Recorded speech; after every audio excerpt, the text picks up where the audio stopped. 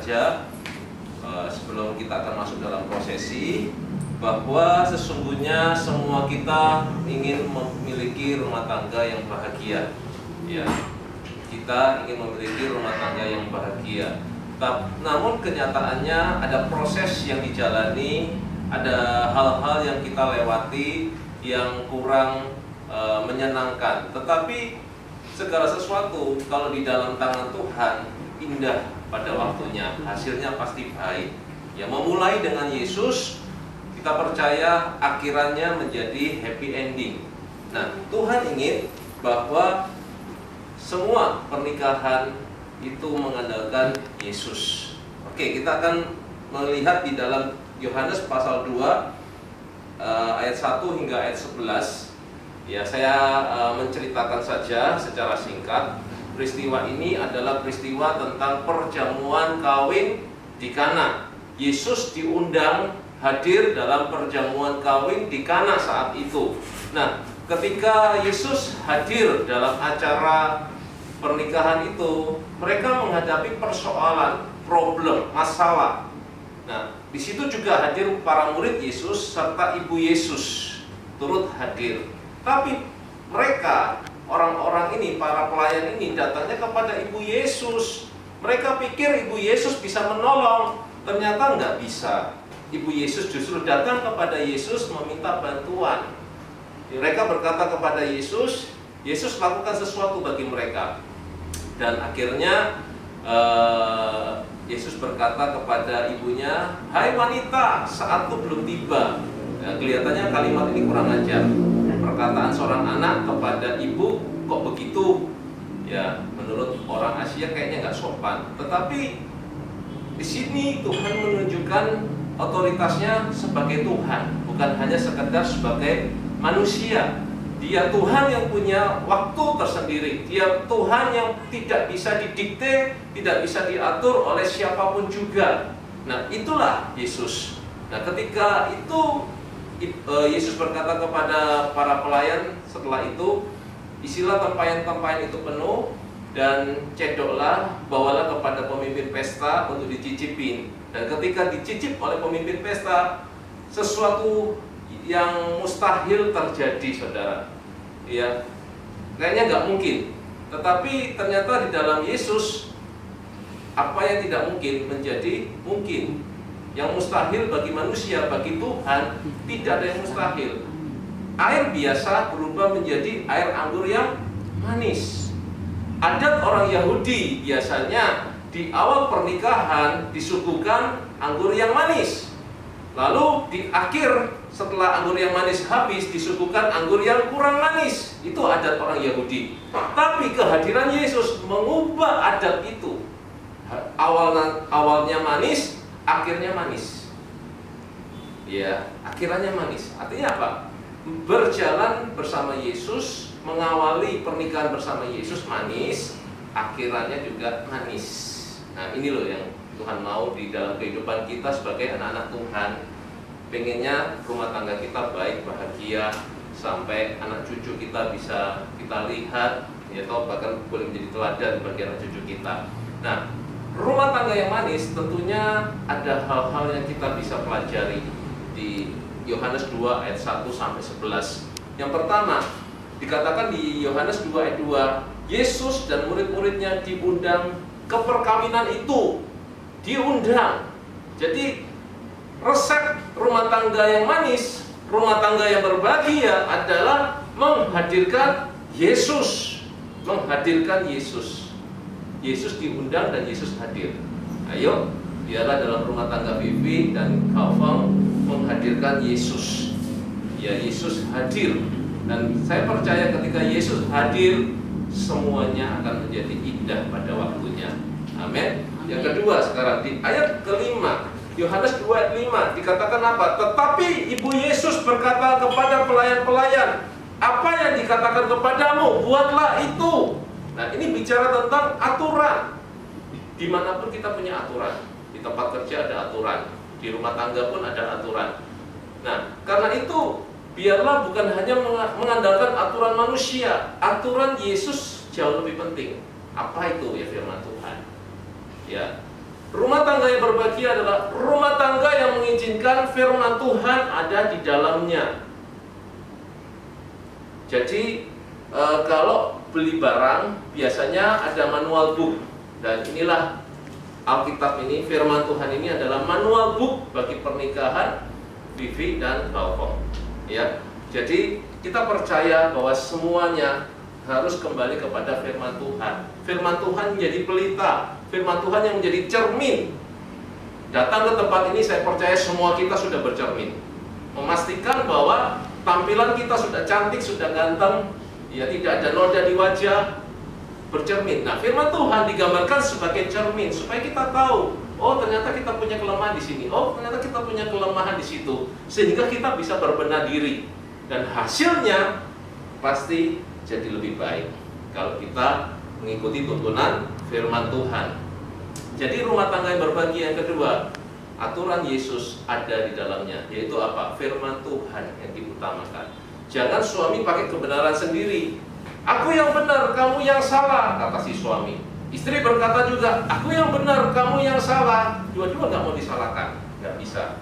Yang benar adalah ketika konflik terjadi, ayo duduk sama-sama, buka Bible sama-sama. Kita akan tahu lewat firman Tuhan ini siapa yang benar, siapa yang salah. Tidak subjektif, suami merasa benar, istri salah, atau istri merasa benar, suami salah. Enggak. Tetapi firman Tuhan yang menjadi dasar patokan kita. Yang ketiga, yang terakhir, rumah tangga yang manis. Di dalam Yohanes 2 ayat 7-8 dikatakan, Yesus berkata kepada pelayan-pelayan itu, isilah tempayan-tempayan itu penuh dengan air, dan mereka pun mengisinya sampai penuh. Lalu kata Yesus kepada mereka, sekarang cedoklah dan bawalah kepada pemimpin pesta. Lalu mereka pun membawanya. Iya, ketika itu mereka membawa air yang diisi oleh para pelayan itu kepada pemimpin pesta. Pemimpin pesta itu bukan mempelai. Yang dimaksud pemimpin pesta itu wedding organizer. Ya, ternyata zaman itu sudah ada wedding organizer.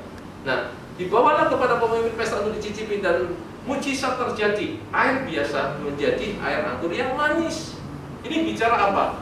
Semua rumah tangga, semua keluarga ada persoalannya, tetapi biarlah kita bawa kepada Yesus. Sebab Yesuslah yang sanggup memulihkan. Yesuslah yang menjadi mekanik, teknisi di dalam rumah tangga. Masalah dalam tiap-tiap rumah tangga berbeda. Masalah itu ada tiga K. K yang pertama, kalau bukan masalah kesehatan, masalah keuangan. Kalau bukan masalah keuangan, masalah pada hubungan keluarga, ya, kesehatan, keuangan, keluarga, saudara. 3K ini, saudara. Dan di dalam Yesus tiga-tiganya dapatkan solusi. Bawalah kepada Yesus setiap persoalan kita. Dia yang menjadi jalan keluar. Dia yang menjadi solusi bagi setiap persoalan pergumulan kita. Amin. Amin. Saya undang kita sama-sama dari semua yang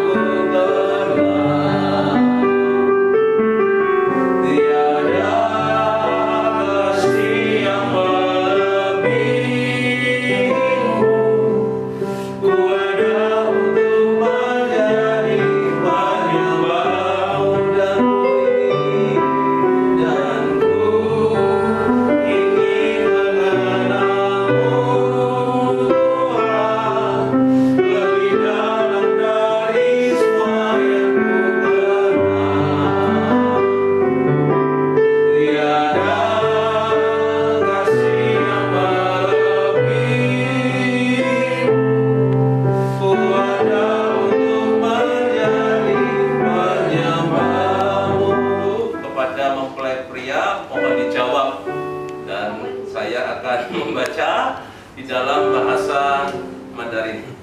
Ya, saya bertanya, ya, ni Cao Feng Qiang Yuan Yi Ji Shou Liang Wei Zhen Vivi Wati Jeffrey Zheng Wei Ni De Ji Ji Bing Zhen Nuo Jiang Ji Tu Ai Jiao Hui Yi Ya Ai Xin Tu Ma. Oke, karena Cao Feng setuju, silakan Cao Feng boleh mengucapkan janji nikahnya. 在上帝的指引下，我高凤祥选择梁慧珍、菲菲、Katie、Jeffrey 成为妻子，并承诺像耶稣基督爱教会一样爱信徒。我决心在任何情况下都做一个真实的丈夫。我负责上帝委托的孩子们，带领他们接受并相信耶稣是上帝和救主。 Amin. Yes.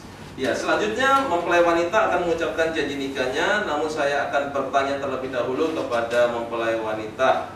Iya. Pakai bahasa Indonesia atau Mandarin? Terserah. Oke. Iya, ini Liang Hui Chen atau Viviwati Jeffrey, Yuan Yi Chi Shou, Kao Feng Xiang Cheng Wei, Nita Chang Fu, Bing Cheng Nuo, Xiang Situ, Yang Fu Chong Citu. Oke, silakan Saudara Vivi boleh mengucapkan janji nikahnya. 在上帝的指引下，我梁慧珍选择高分强成为丈夫，并承诺，像耶稣教会一样顺从耶稣基督。2. 我决心在任何情况下都做个忠实的妻子。3. 我负责上帝委托的孩子们，带领他们接受并相信耶稣是上帝和救主。 Tepuk tangan buat kedua mempelai, puji Tuhan. Dan tiba saatnya selanjutnya kedua mempelai akan menandatangani surat janji nikah, jadi manis tangan kanan.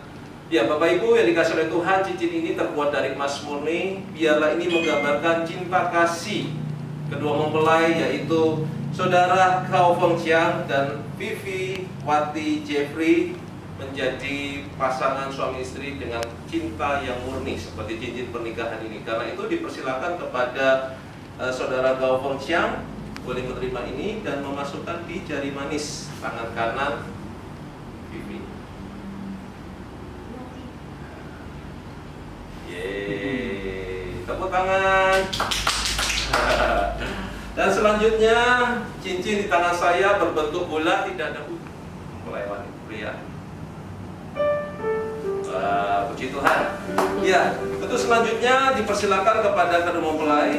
Apa yang telah dipersatukan oleh Tuhan Yesus tidak dapat dipisahkan oleh apapun juga. Berkat Bapa, Putra, Roh Kudus yang meneguhkan pernikahan mereka di dalam Kristus Yesus, mereka menjadi pasangan suami istri yang diberkati, disertai oleh Tuhan Yesus. Dan kami percaya Tuhan, masa depan mereka Tuhan tolong, Tuhan jamin. Segala apa yang menjadi kesulitan, kesusahan, kami percaya selalu ada pertolongan solusi di dalam Kristus Yesus. Dan saat ini Tuhan, berkat Bapa Yahweh, dalam kasih anugerah Yesus Kristus, kuat kuasa Roh Kudus yang mempersatukan pernikahan mereka hari ini bahkan sampai selama-lamanya. Diberkati Tuhan, bersama-sama kita berkata amin. Kedua tangannya digopong di pinggang.